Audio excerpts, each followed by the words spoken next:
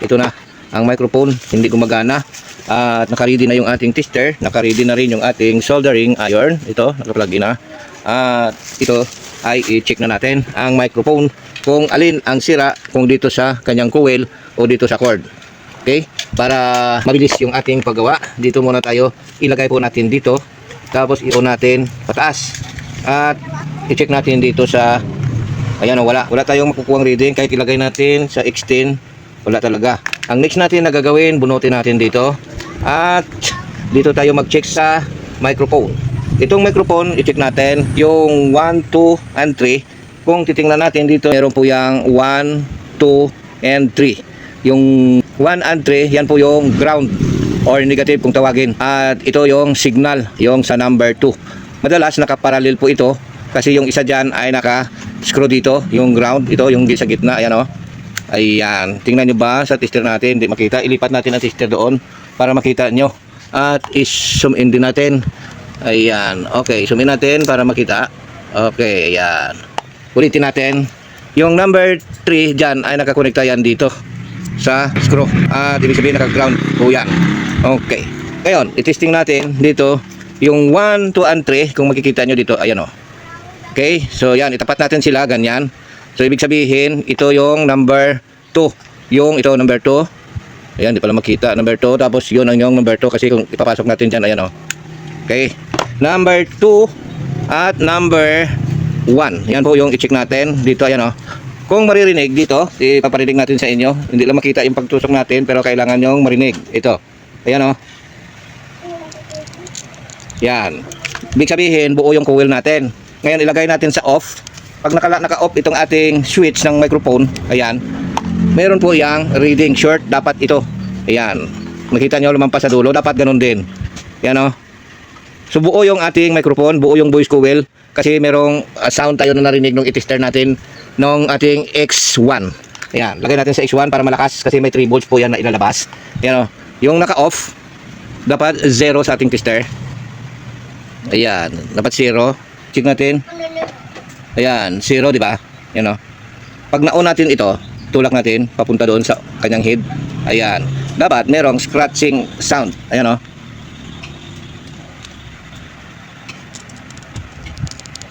Ayan. So ibig sabihin po, buo yung microphone. Inulit ko lang kasi kanina naka-extend tayo. Ginawa natin sa X1. Ngayon, ibalik natin sa X10. X10 palagi yung ginagamit o paulit-ulit kong pinapaliwanag na pag nilagay ko sa X1 kasi matakaw sa battery. Kasi 3 volts po ang nilalabas ng X1. Kaya palagi kong nilalagay sa X10. Sa iyo pa rin yung pagpapasya, yung sa akin lang po base sa aking experience na para hindi naman po ako bibili ng baterya palagi. Yan po yung aking experience na tutuklasan sa bawat araw na aking paggawa. Kaya ko lang ibinabahagi para po sa iba. Kung may magtatanong dyan, ay dapat yung continuity X1 ang gagamitin, sa iyo pa rin yung pagpapasya kasi kabisado ko gawin, kaya alam ko kung ano yung mga step na aking ginagawa. Kung ayaw mong sumunod sa expert, bahala ka na sa sarili mo, may sarili kang diskarte ko rin dito. Okay? At ayan, gagawa lang tayo ng ibang video doon sa comment, doon sa remote control. Okay. Ngayon dito tayo sa cord. Tingnan natin yung number 2, ulitin natin. Yung number 2, dapat dito yan sa positive, dito.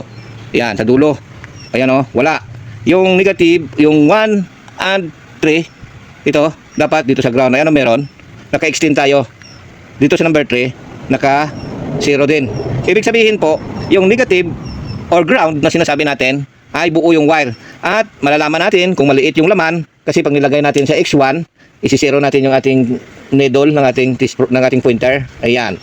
Dapat, kung malaki ang wire, kunti lang ang bawas or magiging 0 ito. So dito tayo sa number 3. Ayan o, meron tayong nabasang 3 ohms. Ibig sabihin, maliit ang wire na ginamit kasi 3 ohms po yung reading natin sa kanyang resistance ng ating wire dahil mahaba siya. Ngayon, dahil walang connection yung positive, bubuksan po natin itong ating plug. Or ayan. Isang tuwerka lang po yung kunin natin, ilagay natin doon at buksan natin. Ayan, tinatali ko siya para hindi po lumayo ito. Yan po yung mga technique natin. Tapos, tingnan natin dito yung positive. Ayan, buo. Yung positive ay, ayan. Okay, so ulitin natin. Yung number 2 ay positive. Lagay natin muna sa X10. At i-0 natin. Ayan. Number 2, okay. Ito, tagos. Pero dito sa dulo ay wala. Ngayon, hindi natin malaman kung dito ang putol or dito. So, ang gagawin ko dito is tanggalin natin ito, ang ating connection. I-disconnect natin. Okay, kuha ko ng ating cutter. Ayan, i-disconnect po natin. Tapos, ayan o, putulin ko po siya dito yung ground at yung positive. Ilagay po natin siya dyan. At balatan natin itong kanyang wire. Okay, tapos ang gagawin natin next is atakin ko yung binalatan.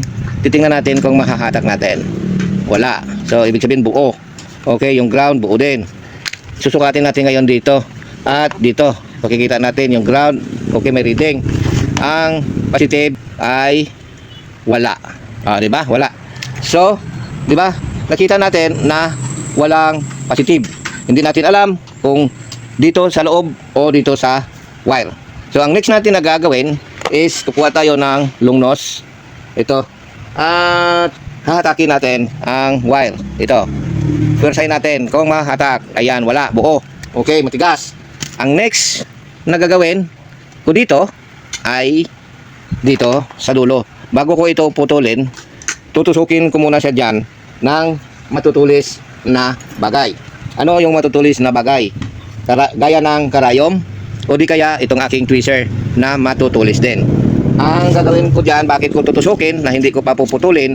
Kasi nga, aalamin ko kung ang dulo, yung wire, kung ang naputol dito lang sa loob o dito. Mabilis ito kung sa iba, puputulin tapos check, tapos idugtong. Pero at kung dito yung putol ay papalitan lang ng plug, bibili sa bayan. Pero sa akin kasi ipinapakita ko lang kung paano ko i-check na hindi pa muna bibili. Tutusokin ko lang siya dito sa gitna. Ayan. Patagusin ko po. Ayan o, tumagos. I-check ko siya ngayon dito sa wire. Yung negative at positive dito, kasi metal yung ginamit natin na tweezer. Yung positive at negative na sinasabi natin, dapat short yan. Ayan o. Di ba? Short. Ayan o, kita sa tester, di ba? Ayan o. Tingnan nyo o, short. Di ba? Ibig sabihin po, yung ating wire mula dito ay buo, papunta dito sa dulo, dito sa may tinusukan natin. Kasi nga nag-short na. Ang next para malaman natin, dito naman tayo sa kabila ng dulo. Ayan o, wala. Ibig sabihin po, ang putol ay nandito. 'Di ba? Yan po. Saka tayo bibili ng plug. Kasi yung paraan ko, para po hindi muna natin putol-putulin yung wire.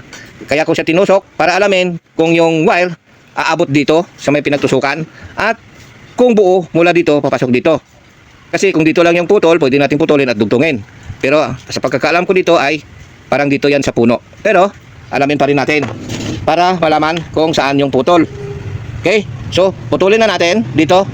Ayan. Nagdesisyon na akong putulin kasi nga alam ko na dito ang putol. Inalam ko kanina, pinakita ko sa inyo kung paano malaman kung buo yung wire o hindi sa pamamagitan ng paggamit ng aking tweezer. Okay, so dito, negative, check natin. Ayan. Tapos positive, i-check natin. Ayan. So buo yung wire, wala na tayong duda dyan. Ito na yung problem. Ngayon, alamin natin kung gaano kahaba o dito lang yung putol. Tingnan natin. Ayan o. Buo. Ayan o, hinatak natin. Ayan. O, di ba? Ibig sabihin, dito po sa may kaloob-looban yung putol. So, tuloy natin pag nakabili na. Basta alam na natin buo yung wire, buo yung microphone. Naibahagi ko sa inyo kung paano natin malalaman ang pagsira, paano natin hanapin na hindi muna natin putulin. At bago natin putulin, nagbigay ako ng idea kung paano ko ma-check yung buo yung wire na hindi pa ako nagputol. Okay? Yan po yung ating video ngayon. At dudugtungan na lang natin sa part 2, yung paghinang. Ngayon, ang topic natin is kung paano i-check na hindi muna puputulin ang wire. Magandang buhay. Abangan ang susunod na kabanata. Maraming salamat. Bye-bye.